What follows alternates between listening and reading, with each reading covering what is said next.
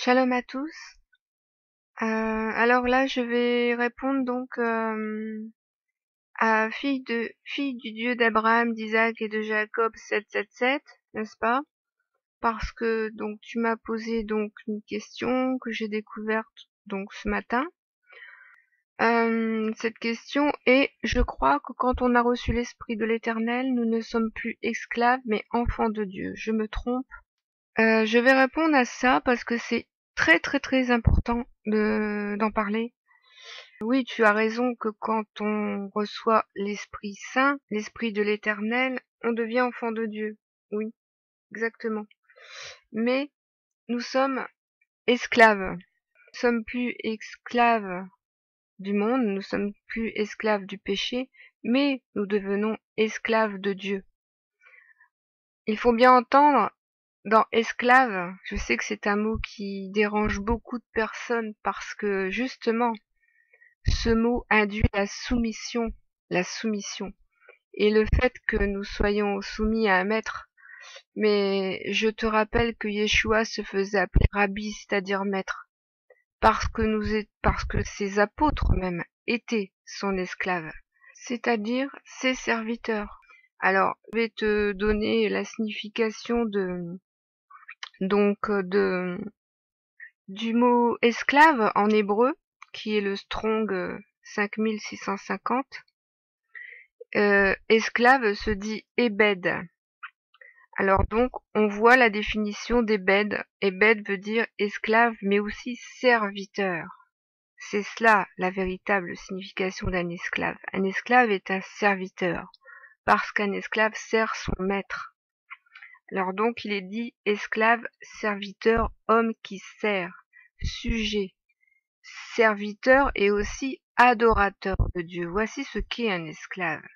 Serviteur dans le sens de prophète lévite, serviteur d'Israël. Tous ces serviteurs-là sont esclaves de l'Éternel, serviteurs de l'Éternel.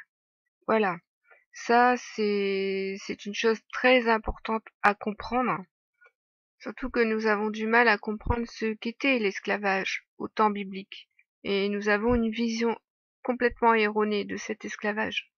Il faut savoir que à cette époque-là, les gens se vendaient eux-mêmes de leur propre gré pour devenir serviteurs de quelqu'un. Et ils n'étaient pas maltraités, attention. Les serviteurs habitaient chez leur maître, étaient protégés, donc logés chez leur maître, nourris par leur maître, habillés par leur maître, choyés par leur maître. Nous sommes pas dans l'image que nous avons nous aujourd'hui de l'esclavage, qui est l'esclavage des Noirs. Ce n'est exactement pas du tout la même chose. On n'est pas dans le même, dans la même époque. Il y a aussi, je crois comprendre aussi en lisant la parole que les filles souvent exerçaient ce métier de servante, donc d'esclave. On le voit d'ailleurs, servante, c'est serviteur, mais au féminin, donc c'est aussi le terme d'esclave. Donc on le voit, c'est dans Abraham. Oui, Abraham prend l'esclave, il vient dit, Abraham prend l'esclave Agar comme concubine dans l'Exode 21, verset 7. Donc je sais que je comprends qu'à cette époque-là, une fille devenait souvent, si elle n'était pas mariée, je pense, esclave ou servante de quelqu'un, quoi. Pour elle se vendait en quelque sorte pour avoir un salaire. Donc voilà la notion d'esclave. Et d'ailleurs, Paul en parle, qu'il est esclave de Christ, dit-il.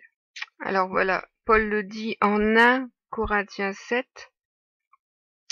As-tu été appelé étant esclave? Ne t'en inquiète pas. Mais si tu peux devenir libre, profites-en plutôt, car l'esclave qui a été appelé dans le Seigneur est un affranchi du Seigneur. De même, l'homme libre qui a été appelé est un esclave de Christ. Donc voilà, parce qu'ils sont serviteur et un esclave est totalement soumis à son maître. Donc c'est pour ça que dans cette vidéo, soumettez-vous à l'esprit. J'ai employé le terme esclave de manière intentionnelle pour bien faire comprendre la notion de soumission. Alors justement, quand Yeshua disait « Ne vous faites pas appeler Rabbi, car un seul est votre maître », il veut bien dire, car oui, effectivement, si nous avons un maître, c'est-à-dire que nous sommes forcément un esclave, un serviteur. Il faut bien comprendre que nous ne sommes plus sous le joug de la servitude, mais que nous sommes sous le joug de Yeshua maintenant, sous le joug du Mashiach. Alors le terme esclave en hébreu, donc Ebed, vient du mot abad, le Strong 5647, et abad veut dire travailler et servir. Donc on voit que c'est travailler pour un autre, servir un autre par son labeur, servir comme sujet, servir Dieu, servir au sens du service lévitique, et aussi être travaillé, être cultivé comme une terre, vous imaginez.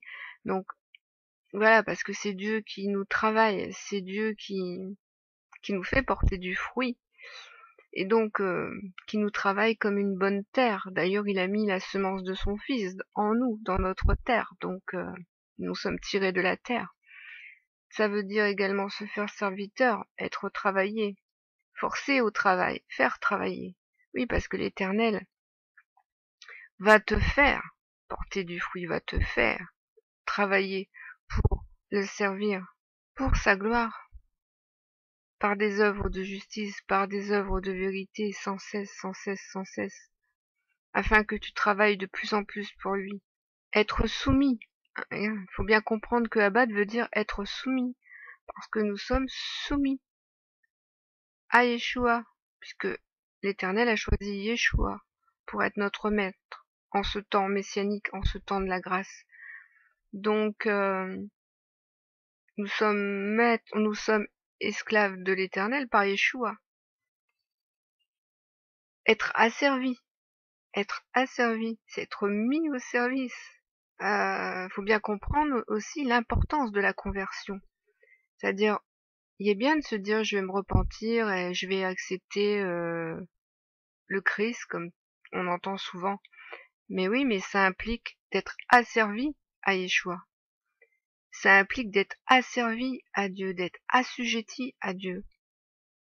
Et de devenir son esclave. C'est-à-dire que on n'a plus aucune autre solution que celle de lui être soumis et de lui obéir.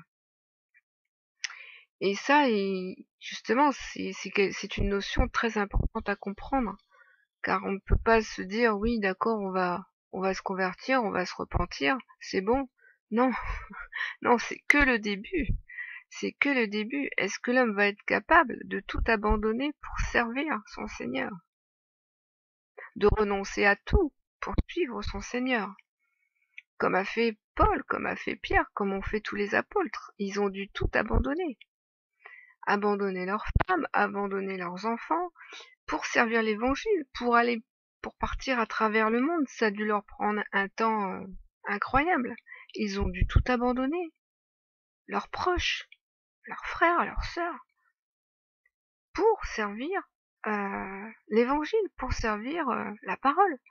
Donc voilà, ça implique vraiment un renoncement à soi et à faire des sacrifices, parce que sacrifier sa famille pour Yeshua, sacrifier ses enfants même, voilà, il faut être capable de le faire. Et c'est là qu'on voit après si on est un véritable enfant d'Élohim ou pas, si on est capable de renoncer à des choses comme ça assez proches, même pour passer Elohim en premier. Moi, j'ai croisé beaucoup de nés à nouveau qui finalement faisaient des concessions avec leurs proches. Et ils avaient des problèmes dans leur vie. Des problèmes parce que Dieu n'accepte pas ça. Il n'accepte pas qu'on fasse des concessions et qu'on le passe en second. Dont l'esclave sert son maître. Alors, je vais te donner d'autres passages qui sont très très intéressants, dont Yeshua parle au sujet du serviteur, notamment en Jean 12, où il dit si quelqu'un me sert, qu'il me suive, et là où je suis, là aussi sera mon serviteur. Si quelqu'un me sert, le Père l'honorera. Donc il dit bien ici que si on le sert, on est son serviteur. Et il nous dit, Jean 13, 16, le serviteur n'est pas plus grand que son Seigneur, ni l'apôtre plus grand que celui qui l'a envoyé. Et Yeshua nous a montré l'exemple sur cela.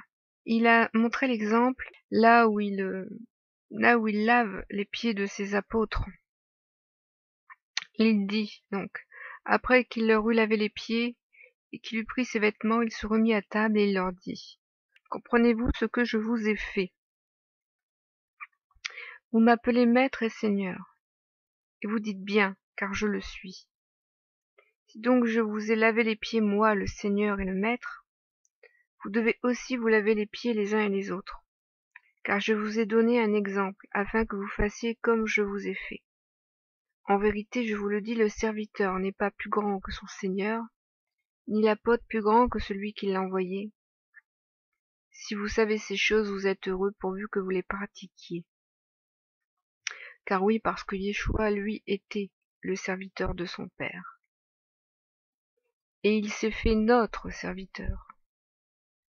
Et nous devons donc, nous en tant que serviteurs maintenant, de Yeshua et de l'Éternel, être les serviteurs des autres, comme Yeshua l'a fait.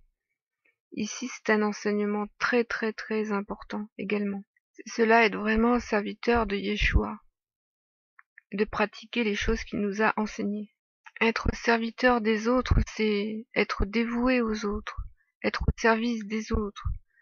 C'est l'évangile de la charité, c'est l'évangile de l'amour, c'est l'évangile, voilà, de l'amour vraiment fraternel, tel que Yeshua nous le montrait comme exemple. Donner sans compter, servir sans compter, servir son prochain.